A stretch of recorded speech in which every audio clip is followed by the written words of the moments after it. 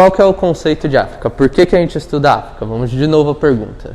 Porque ela faz parte da formação natural do nosso país, beleza? Como eu estava dizendo, a cultura africana, ela parte dos nossos princípios de forma que hoje a gente já não vê praticamente em família brasileira nenhuma alguém que não seja africano, alguém que não tenha um sangue, que não tenha um traço, que não tenha na família de maneira alguma, tá?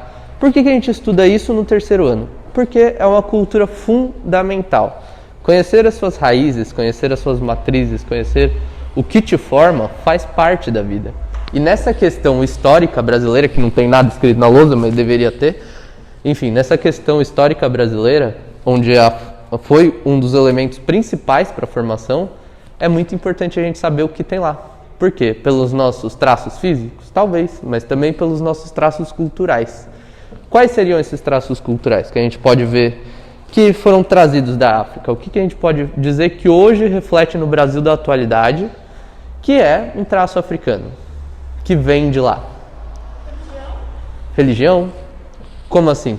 Quais são as religiões que vieram de lá, que foram formadas com o conceito? A Umbanda, Candomblé, é basicamente essas duas. Basicamente essas duas. Não, é mais ou menos isso. Então, não as duas, tá? Se eu não me engano, o Candomblé, ele é todinho de lá, e aí a Umbanda, ela é meio que uma mistura. Então ela chega, um Candomblé meio diferente. O Candomblé é mais forte que a Umbanda. Isso. Então, assim, o que acontece? A gente tem essa cultura religiosa, a gente tem os traços físicos. Então, por exemplo, qual que é o traço do brasileiro nato, quem já estava aqui antes dos portugueses, ou seja, os indígenas brasileiros? Quais são os traços físicos deles?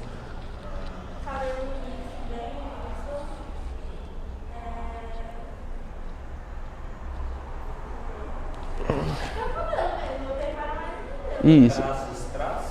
Traços físicos, na aparência dele. Como que você olha para uma pessoa e fala, esse aí é um indígena brasileiro?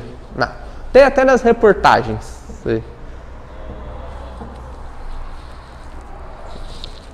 Deixa eu sair do sol. A cor. Não. A gente taxa eles como vermelho, né? A cor seria, se você fosse escrever a cor indígena, seria vermelho. Mas a cor da pele real é um moreno, assim, o que a gente chamaria de pardo. Sabe o boliviano? Sim. Ele não é bem característico? A diferença do índio brasileiro para o boliviano é o tom da pele, basicamente, que é um pouco mais clara. Só. De restante, ele é praticamente igual. Então, quando a gente fala indígena ou negro ou africano, outro fato curioso, a cultura que veio de lá, ela também está no nosso cabelo, ela também está no nosso penteado. Como assim? Quem já viu a trança negro, que é aquela trança... Isso. Tem vários tipos de trança que vieram originados de lá. Por quê? Faz sentido eu desenvolver um penteado trançado desde a raiz para um cabelo liso, que nem o dela? Para um cabelo afro, onde você não tem a qualidade de banho todos os dias, que era o caso na África, onde você não consegue tomar esse banho todos os dias, diferente de no Brasil, onde é possível. O que você faz? Você desenvolve coisas para te ajudar. Então, por exemplo, porque 90% dos negros africanos eram carecas, homens, que vieram como escravos. Vocês sabem? Não, por causa de piolho. Você vem para cá e você traz isso. As mulheres, por conta de elas terem um físico e uma postura mais fortes, muitas vezes eram usadas como amas de leite. Por quê? Porque o branco não tem tudo isso, não serve para procriar assim. Ele não tem um físico preparado. Ela tem um físico para suportar. Então pode-se dizer que o povo da África é muito mais forte. Tanto literalmente, é mais forte fisicamente. Então eles são mais resistentes. Eles se pegam menos doença. Então eles são mais fortes, são mais preparados. já o povo que veio de Portugal, que por sua vez também escravizou a África antes de vir para o Brasil, eles já eram fracos, porque lá o tipo de força é um tipo diferente. Por exemplo, o português ele tem mais resistência a frio do que o africano, porque no país original deles é mais frio, entendeu? Mas todas essas características a gente traz na nossa história, na nossa linhagem. Seja como for, da maneira que for, a gente sempre traz. Por exemplo, você sabe aquelas tranças bem enraizadas, você sabe por que elas foram criadas, que elas não foram criadas lá na África, elas foram criadas em outros continentes. Fato curioso esse. Porque as travas faziam essas tranças que eram rota de fuga. Exatamente. Eram mapas. Olha que coisa legal, você faz um mapa com cabelo. E aí, para você poder fugir. Isso. Por quê? Porque os portugueses não tinham esse olhar. Por exemplo, pense o seguinte, não querendo insinuar nada, mas na época, os negros eles eram vistos como objetos, certo? Ou seja, seres inferiores. Como um cachorro, por exemplo. Você vai imaginar que seu cachorro está bolando alguma coisa? Não. Um bicho. Irracional, idiota, é isso. É assim que eles viam.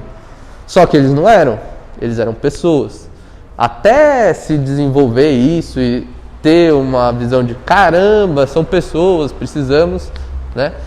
Tinha tudo isso. E eles, por sua vez, se desenvolviam cada vez mais. Então você pegou um povo lá que não tinha estrutura nenhuma no país, escravizou pelo fato de não se ter estrutura, e aí esse povo vai ficando cada vez mais forte. Você expõe ele, o ser humano como um todo, por que o ser humano ele é o ser dominante hoje no planeta? Por conta da racionalidade e da adaptação. Ou seja, você põe o ser humano no meio de um monte de bicho, um monte de lobo, ele vai se comportar como tal e ele vai se adaptar àquilo. Um cachorro, mesmo ele sendo criado com os seres humanos, ele não vai virar um ser humano. Não vai fazer nada, ele vai continuar sendo um cachorro. Entende essa relação? O ser humano ele se adapta, ele se transforma e aí ele domina o mundo. Por isso a gente é a espécie dominante. A gente tem mais força do que a maioria dos bichos? Física? Não. A gente não tem nada mais. Se a gente entrar num pau a pau com um cachorro, muita gente perde. E aí? Então por que o cachorro não domina o mundo? Entendeu? Porque a gente é racional. E esse poder racional é uma das coisas que a gente traz, entendeu? Então quando a gente fala características, por que é importante estudar a África? Porque ela está na nossa raiz, ela é um dos pontos principais que formam a nossa sociedade. Quais são os pontos principais? A cultura indígena, apesar dela estar ali, ela não é o ponto principal. Por quê? Porque quando Portugal veio, ele destruiu a nossa cultura indígena do nosso sangue de uma maneira tão grande que não se sobram muitos resquícios. Onde você vê cultura indígena brasileira? No Brasil? Quase lugar nenhum, né? A gente traz mais o banho mesmo, que tomava de todo dia, e só. Onde a gente vai ver? Nas cidades do litoral, às vezes, os nomes das ruas são dados de acordo com nomes indígenas da região. Às vezes. Entendeu? Então, é muito fraco a cultura indígena. A cultura em si. E aí veio Portugal fortão, onde a gente estuda Portugal, porque quando a gente fala de colonização, veio de Portugal, a indústria, mercado, capital. E a gente também precisa saber da África, que foram os dois continentes que mais formaram. O Brasil ele é uma junção inicial de Portugal e África. Tá? Por isso a gente estuda. Então, por isso que vocês precisam saber do físico. Beleza?